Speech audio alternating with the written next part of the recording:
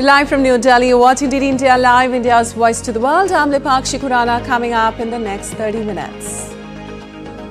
India's Prime Minister Narendra Modi to inaugurate ICA Global Cooperative Conference 2024 to launch UN International Year of Cooperatives 2025. India's External Affairs Minister Dr. S. Shankar inaugurates new embassy premises in Rome to participate in the 10th MED Mediterranean Dialogue. Uruguay votes to elect next president. Exit polls indicate centre-left opposition candidate Yamandu Orsi ahead in a closely fought race. And in sports, India 7 wickets away from securing a remarkable win at Perth. Aussies enter fourth day with their backs to the wall at 12 runs for 3 wickets.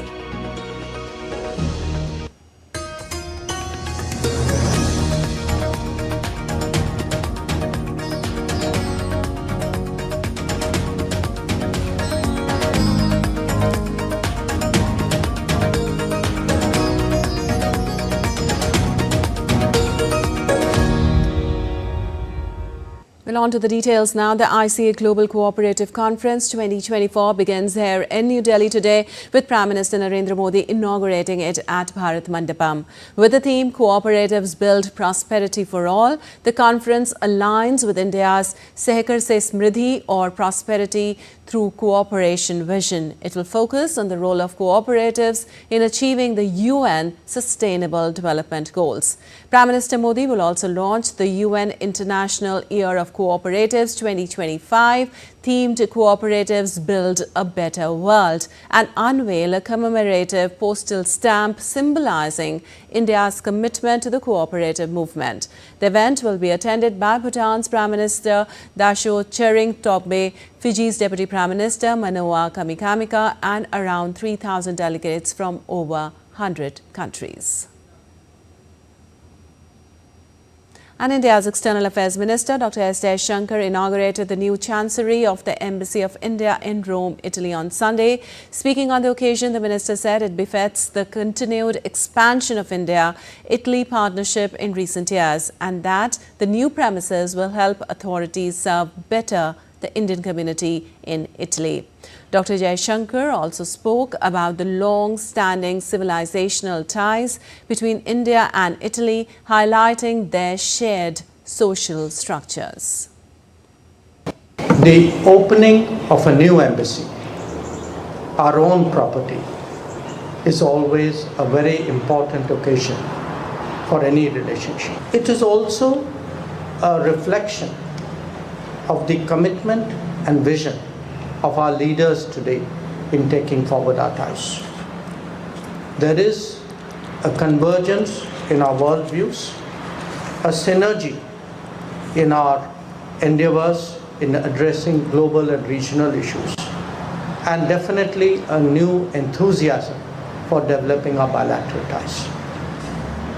India's growing engagement with Europe, and particularly to Italy, which we see both as a very influential European and Mediterranean country, certainly reinforce each other. And we've been very pleased to see that Prime Minister Meloni's government has given more attention to Asia and specifically to India. Well, Dr. S. Shankar also interacted with the Indian community and Friends of India in Rome. He's on 3-day visit to Italy from the 24th to the 26th of November.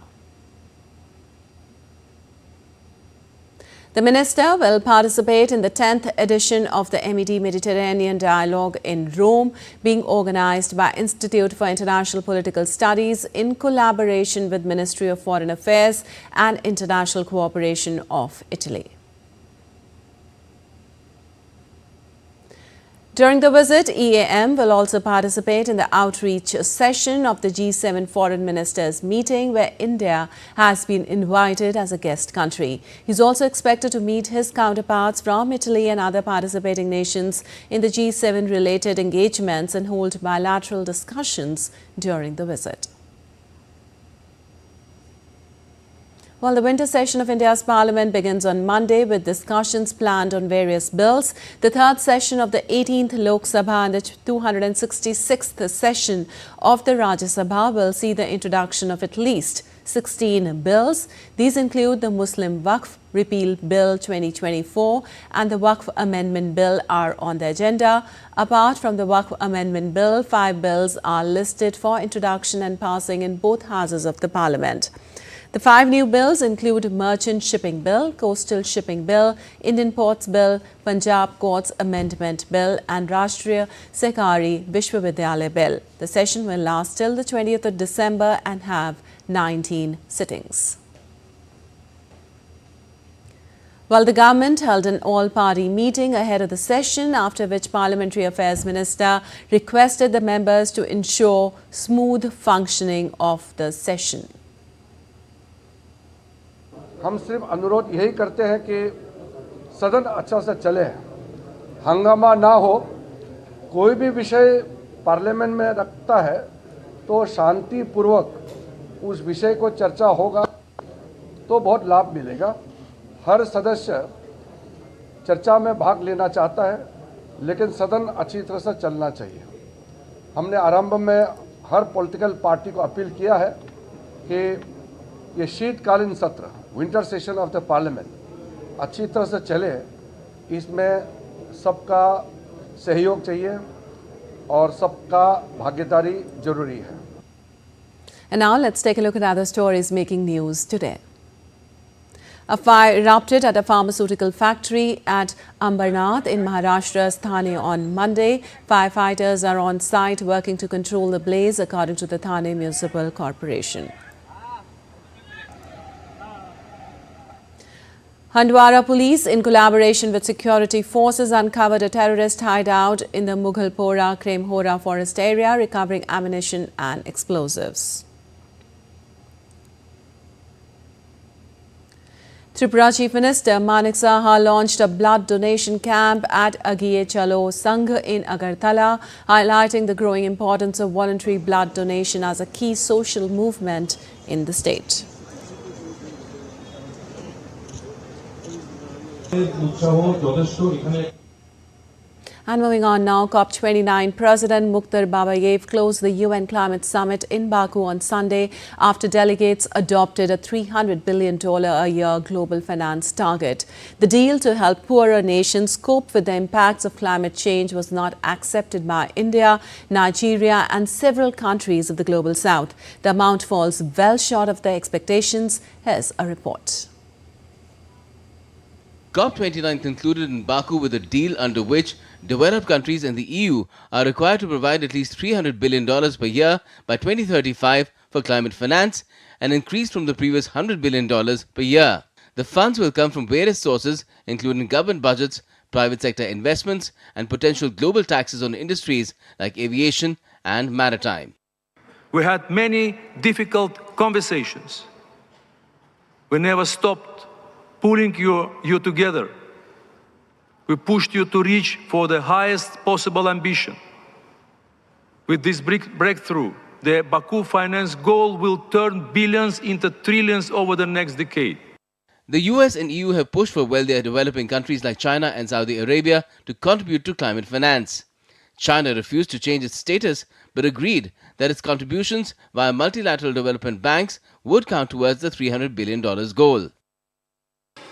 And we have worked hard with all of you to ensure that there is significantly more money on the table. We're tripling the 100 billion goal, and we feel it is ambitious, it is needed, it is realistic, and it is achievable. Developing countries have also been encouraged to make voluntary contributions.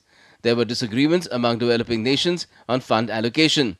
The least developed countries and the Alliance of Small Island States had specific financial demands that were not included in the final deal. A report on boosting climate finance for these nations is expected at the next COP in Brazil in 2025. India firmly rejected the document in its current form. As we struggle to deal with climate change, the outcome proposed in the paper will further affect our ability to adapt to climate change. greatly impact our NDC ambitions and its implementation, and create further challenges to our resilience, and above all, will severely impact growth. The promise to transition away from fossil fuels, a key achievement of COP28, was not reinforced in the final deal. Efforts to include annual monitoring of the transition away from oil, gas and coal were also not included, reflecting resistance from producer countries. You expect us to have ambitious NDCs. The NCQG was supposed to enable us to have realistic finance goals. $300 billion is unrealistic. Let us tell ourselves the truth. This is 3 a.m. and we are going to clap our hands and say this is what we're going to do? I don't think so. The COP29 deal includes an ambitious goal of delivering at least $1.3 trillion per year by the next decade to meet climate needs, as estimated by UN experts. The hope is that the $300 billion commitment will catalyze private investments to reach this target. But the Global South feels this is too little, too late. Bureau Report, DD India. Well, on the heels of contentious climate talks in Azerbaijan, negotiators from around the globe are descending on Busan in South Korea this week with another formidable goal: to hammer out the world's first treaty designed to tackle plastic pollution's explosive growth. The South Korean city will host the 5th session of the UN Committee on Plastic Pollution on Monday. On the table is a proposal that aims to cut down on the millions of tons of plastic waste discarded each year. And a broad coalition of nations is seeking to go a step further and rein in plastic production with a focus on restricting single-use plastic. The world produces nearly 500 million tons of plastic each year, more than double the amount from 2 decades ago. And much of that turns up on coastlines and riverbanks, as well as in whales, birds and other animals that ingest them. Researchers have estimated that 1 garbage truck's worth of plastic enters the ocean every minute. Meanwhile, severe weather incidents troubled Europe as Storm Bert continued to batter UK and Ireland. Floods from Storm Bert inundated parts of England and Wales as residents battled high water levels after intense rainfall. River Taff in Wales is also close to bursting its banks as it flows under a bridge in Pontypridd. According to the weather officials, the multi-hazard storm is expected to bring snow besides rains and wind in UK for most of the weekend.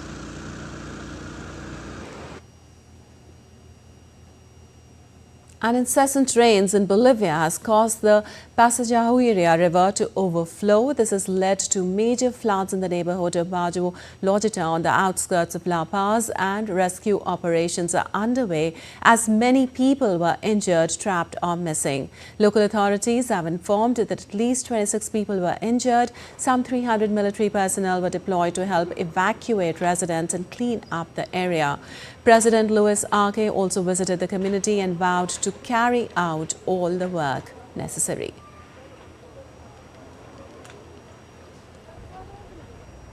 And still to come in this edition of DD India Live. UAE arrests suspects in killing of Israeli rabbi, claim no leniency to any attempts that threaten societal stability. Ukraine strikes Russian drones as it operates air defenses against new drone attack. And in sports, world number 1 Yannick Sinner leads Italy to consecutive Davis Cup title.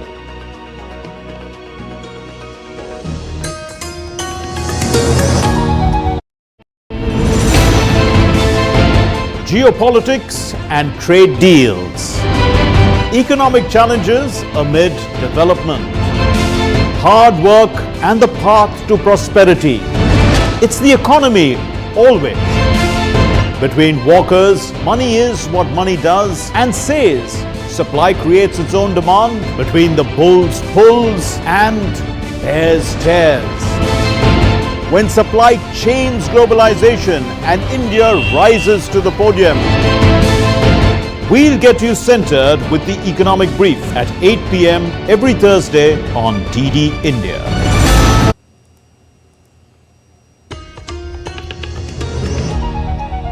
Welcome back. You're watching DD India Live. I'm Lipakshi Kuran, and moving on, Uruguay's ruling coalition candidate Alvaro Delgado conceded the presidential election to centre-left rival Yamando Orsi, acknowledging defeat in a runoff race on Sunday. Uruguay's president Lacalle Pou congratulated leftist candidate Yamando Orsi on his predicted victory as president-elect, as early official results showed Orsi winning the election with 70% of votes tallied. The announcement came after exit polls indicated Orsi's win over Alvaro Delgado. Uruguayans voted in the second round of the country's presidential election, with the conservative governing party and a left-leaning coalition locked in a close runoff. Ahead of Sunday's election, opinion polls suggested the runoff promised to be razor-tight, with fewer than 25,000 votes potentially separating the two contenders. And Romanian Premier Marcel Ciolacu led the first round of Sunday's presidential election with 25% votes, and a runoff seemed likely after 2 weeks.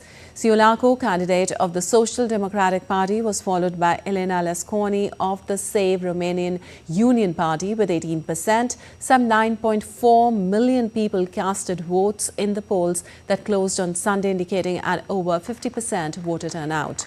Voters were choosing between 13 candidates to replace outgoing President Klaus Iohannis. The top two move on to a runoff on December 8 if no single candidate gets more than 50% of the vote in the first round. And 3 people have been arrested in the United Arab Emirates in connection with the murder of an Israeli citizen. The UAE ministry statement did not give details on the suspects or say if they had been charged, but said all legal powers would be used to respond decisively and without leniency to any actions or attempts that threaten societal stability. Zvi Kogan was a resident of the UAE and also a Moldovan national. He worked with the New York-based Orthodox Jewish Chabad movement and was first reported missing on Thursday. His body was discovered on Sunday. Kogan's body was found in the Emirati city of Al Nain, which borders Oman. The body of the murdered Israeli citizen would hopefully be repatriated to Israel on Monday. And Iran has rejected allegations that it was involved in the murder of Israeli Rabbi Zvi Kogan in the UAE, while the White House said it was working in close coordination with Israel and the UAE. Israel reissued a recommendation to citizens to avoid non-essential travel to the UAE and said those now there should minimize movement, remain in secure areas and avoid visiting places associated with Israel and Jewish populations. The UAE has maintained the relationship during the 13-month Israel-Hamas war in Gaza. There are no official synagogues in Dubai, the UAE's biggest city and commercial hub, but the UAE's one government-approved synagogue in Abu Dhabi remains open. And after more than a year into the Israel-Hamas conflict, calls for ceasefire can be heard from all corners. As per the latest reports, Israel is moving towards a ceasefire agreement in Lebanon with the Hezbollah. U.S. mediator Amos Octane highlighted progress in negotiations during a visit to Beirut last week. Israeli media reported that Netanyahu had convened a meeting of his security cabinet. But a separate report from Israel's public broadcaster Kan said there was no green light given on an agreement in Lebanon, with issues still yet to be resolved. European Union Foreign Policy Chief Joseph Borrell on Sunday said a U.S. ceasefire proposal was awaiting final approval from Israel on his visit to Lebanon. Borrell said the EU was ready to allocate $208 million to support the Lebanese army. These last days, it seems that the ceasefire is coming, but it's not coming.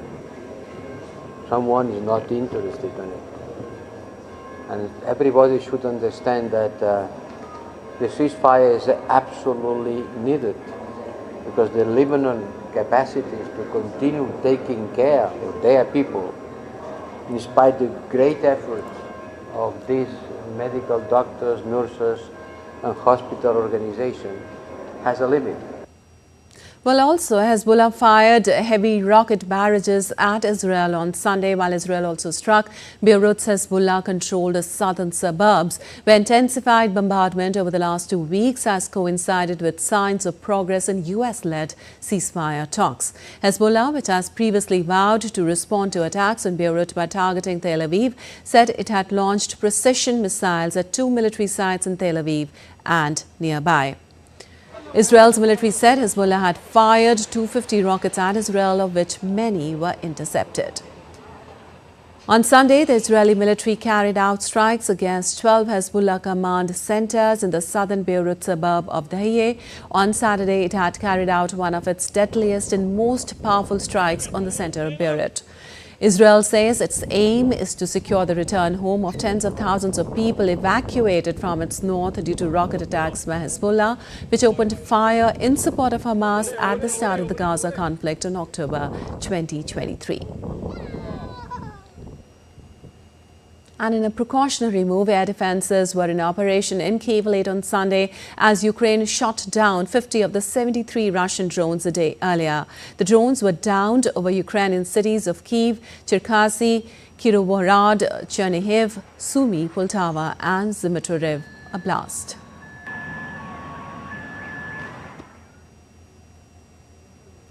In response to the attack, President Volodymyr Zelensky called on Ukraine's Western partners to concentrate their efforts on helping provide a better air defense system. Zelensky said that Ukraine was working with its allies to find a response to Russia's use of a new medium-range ballistic missile last week, and forensic work was proceeding on the missile fragments to determine all the details and specifications concerning the missile, and for finding together a response to this escalation move. And US President-elect Donald Trump's top security pick, Mike Waltz, called for escalation between Russia and Ukraine on Sunday. Waltz stressed that the incoming Trump's administration would work on peace deals in West Asia. The elect has been very concerned about the escalation and where it's all going.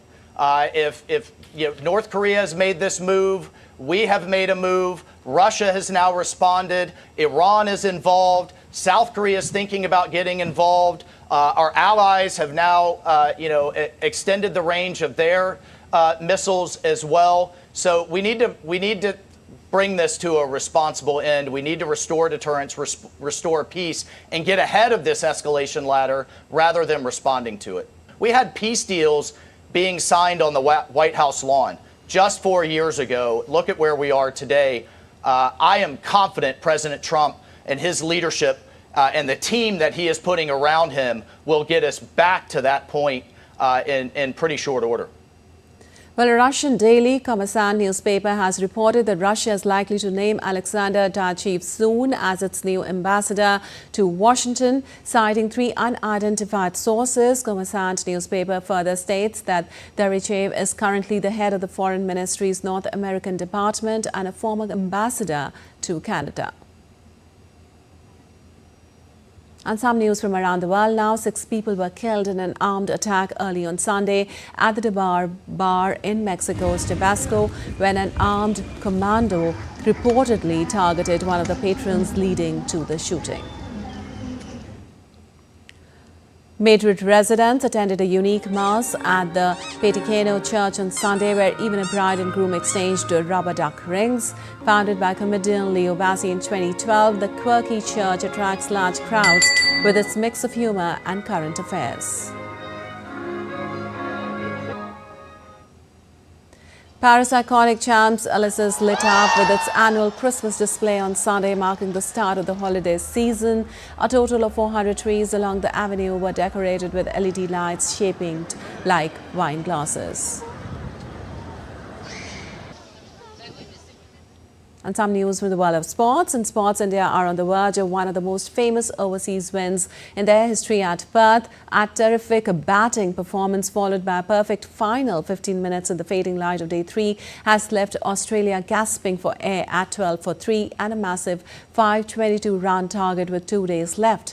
Earlier, Virat Kohli hammered a historic century as India declared their innings at 487 for 6 against Australia on day 3 of the first test. India set a target of 534 runs. rounds. Yashasvi Jaiswal was the star performer with a mighty and magnificent 161. Apart from them, KL Rahul and Nitish Kumar Reddy have also scored 77 and 38 runs respectively. An Italian Yannick Sinner completed a remarkable season by sealing his country a second successive Davis Cup title with a 2-0 victory over Netherlands in the final at Malaga on Sunday. While number 1 Sinner produced a commanding display to outclass Talon Grexpoor in the second single rubber to wrap up the win after Matteo Berrettini comfortably beat Botic Van Zandskalp 6-4, 6-2 in the first single clash. It was Italy's third title in the elite men's team competition following their triumphs in 1976 and last year. A week after capturing the ATP Finals title, Sinner led Italy to another triumph to cap a season in which he also won 2 Grand Slam titles. Paul Haarhuis, Netherlands, were looking to capture their first title in 104 years after reaching the final for the first time, but favourites Italy simply overpowered them. All right, that's all for this edition of DD India Live, but let us know your thoughts on the news of the day. For those on the go, you can get all the latest news and updates from India and across the world on the DD India mobile app. The app is available on both Android and iOS platforms. Scan the QR code on the screen to download now. Well, we'll be back with more news as it breaks here on DD India. I'm Nipakshi Khurana from all of us here in Delhi. Thanks for watching DD India Live.